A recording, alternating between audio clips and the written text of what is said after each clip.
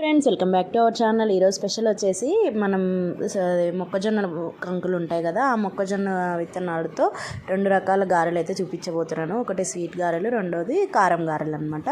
ఇంకా ముందుగా అయితే స్వీట్ గారెల కోసము నేను ఒక 1/2 kg మొక్కజొన్నలు తీసుకున్నాను. దాంట్లోకి 1/4 kg బెల్లం పడుతుంది. రెండింటిని కలిపి ఒక 5-6 ఇలాచి మొత్తాన్ని కలిపి సన్నగా కొంచెం వాయికి కొంచెం బెల్లం వేసుకుంటూ మిక్సీ పట్టుకోవాలి. మెత్తగా ఇట్లా మిక్సీ పట్టుకొని మొత్తం ఒకసారి కలుపుకొని స్టవ్ మీద బాండి పెట్టి ఆయిల్ పోసుకోవాలి.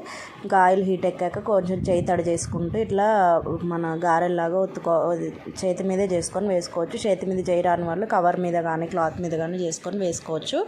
చూడండి అసలు ఎంత బాగా పొంగాయో కదా. నేను అంత పలచగా చేసి వేసినా కానీ ఎంత బాగా పొంగినాయి చూడండి. మొక్కజొన్న గారెలు బాగా పొంగుతాయి ఎప్పుడైనా సరే. కాకపోతే ఓన్లీ లో టు మీడియం ఫ్లేమ్లోనే వీటిని ఫ్రై చేసుకోవాలి. అటు ఇటు తిప్పుతూ గోల్డెన్ బ్రౌన్ కలర్ వచ్చే వరకు ఫ్రై చేసుకొని తీసుకోవాలి.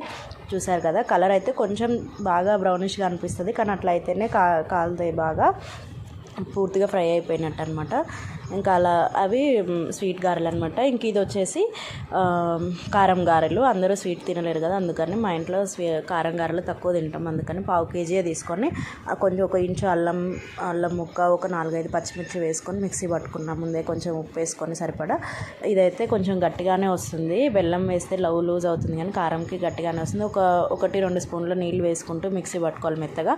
ఇంకా పట్టుకున్న తర్వాత ఉల్లిపాయలు, జీలకర్ర, కరివేపాకు వేసుకొని బాగా కలుపుకొని దీన్ని కూడా చేతి మీద ఇట్లా వడల్లాగా ఒత్తుకొని వేసుకోవచ్చు అనమాట. చూసారు కదా, బాగా లో టు మీడియం ఫ్లేమ్లోనే అటు ఇటు తిప్పుతూ బాగా 2 వైపులా ఫ్రై అయ్యేటట్టు కాల్చుకోవాలి. చూసారు కదా, ఇవి కరెక్ట్గా మన గారెల కలర్లోనే వస్తాయి, కానీ నార్మల్గా అలసంద వడలు, మినపప్పు వడల కన్నా చాలా టేస్టీగా ఉంటాయి. నాకైతే చాలా ఇష్టం మొక్కజొన్న గారెలు. చూసారు కదా, స్వీట్ గారెలు ఇంకా హాట్ గారెలు. స్వీట్ తినే వాళ్ళకి స్వీట్, హాట్ తినే వాళ్ళకి హాట్. బయట క్రిస్పీగా లోపల స్పాంజీగా చాలా టేస్టీగా ఉంటాయి.